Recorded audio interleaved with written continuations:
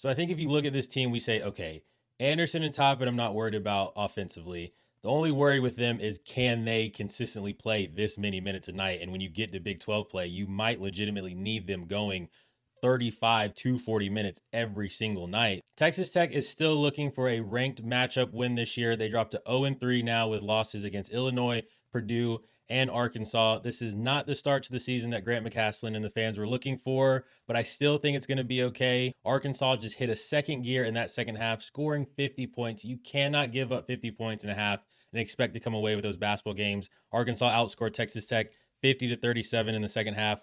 The identity of this team is clearly running through the returning players of last year with Toppin and Anderson, and I still think Toppin is the clear choice for player of the year. He's now posted 3 games this season with 30 or more points.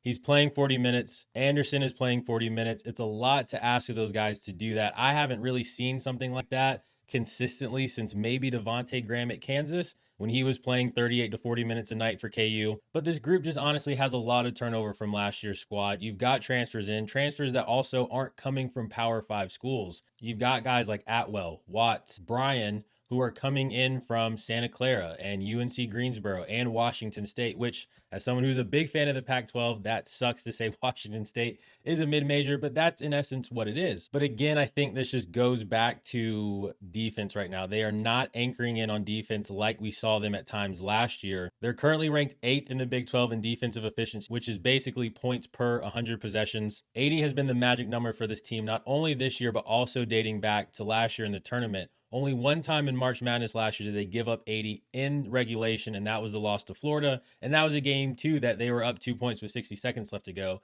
This year, same thing. If they give up 80, they've lost. If they don't, they're undefeated. And in all honesty, 80 is not this super impressive defensive stand. It's just, I think offensively, they have the firepower to go past 80. It's just, can you consistently keep teams at that 79 and under mark? Some of the top defensive teams we look at in the country, 70 is really the mark, 70 and below. So you're almost playing with another 10 points and still probably going to find success in that. So I think if you look at this team, we say, okay, Anderson and Toppin, I'm not worried about offensively. The only worry with them is can they consistently play this many minutes a night? And when you get to Big 12 play, you might legitimately need them going 35 to 40 minutes every single night. But that does bring us to the biggest transfer, I think, and that is going to be LeJuan Watts. And where does he find himself with this team? Clearly, he's been brought in to be the replacement for D. Will. Now, I want to say this about D. Will because he's obviously a great player. I'm a huge fan of his game. I watched him a couple times already at NC State.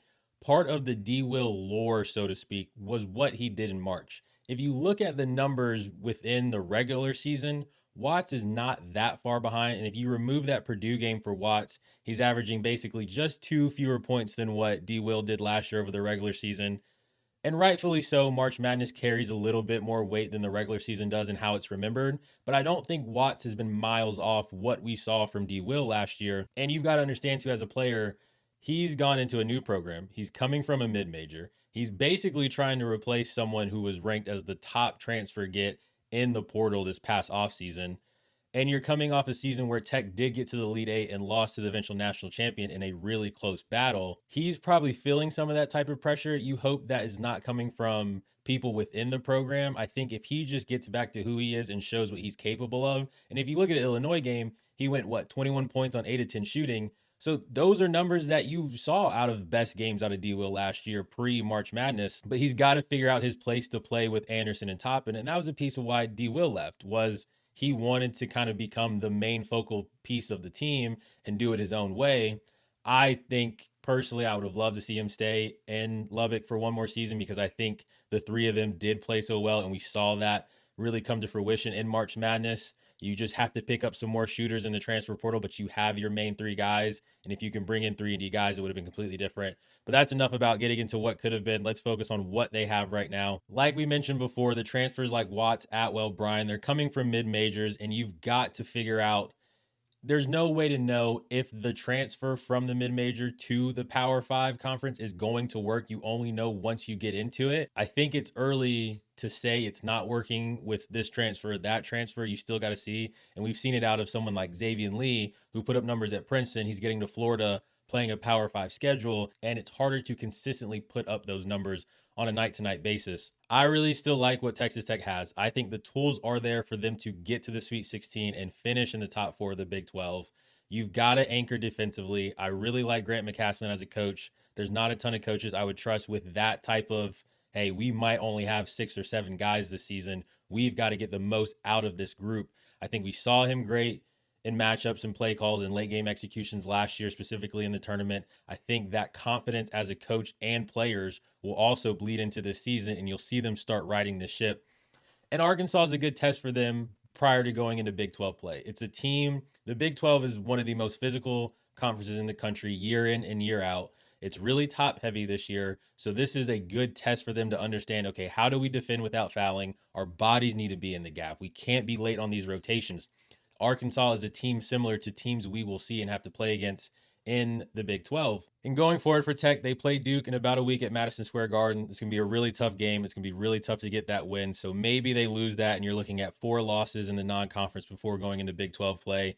They get into Big 12 play opening up against Oklahoma State at home, and then they go straight to Houston for a big matchup against the Cougars. As we mentioned earlier, the Big 12 to me is really top heavy. Teams like Arizona, Houston, BYU, Tech is in that mix, Iowa State, Kansas. The good thing or bad thing, depending on how you look at it, is you play Arizona once, you play Iowa State once, you play Kansas once. Now, all 3 of those games, though, are on the road away from Lubbock, which puts you in a situation where if you do lose those games, and they probably won't be favored in any of those, most likely, you will quickly find yourself outside of the top 4 and playing a play-in game potentially in the Big 12 tournament. That could help, it could hinder, it depends on how deep the Big 12 goes this year. All in all, though, I am not out on this team. I think they're showing flashes of what they can be. You just got to specifically get the defense figured out. You're 8th right now in the Big 12 in defensive efficiency. Can you get that up to top 5 in the Big 12, which would be really good? Can you get a little bit more offensively out of Watts? Can he continue to find his confidence? He didn't seem to have a ton of that today against Arkansas. You hope that just continues to blend and it's more of Illinois versus what we've seen out of the Purdue game, which he only played 12 minutes in. I don't know if he got hurt or not, but the Purdue game and the game against Arkansas today. And you've got a really good coach. You've got 2 stars that any team in the country would love to have in Toppin and Anderson. They're clearly dogs, in my opinion. They play strong defensively. They play the full 40 minutes. It's just those other pieces around them finding confidence, finding their footing, and really just finding themselves in a new place. You've got to kind of give them a little bit of time. And with a coach like that, a staff like that, specifically a fan base like that, and 2 stars that you're not relying on them to figure out where do they fit in the piece of the puzzle. Anderson and Toppin know their identity, know who they are. Get the other guys going along with it. I think it could still be a really good season in Lubbock for Texas Tech in this group. Like the video, share, hit subscribe to enter your name in the portal, and we'll see you guys on the next one. Thanks.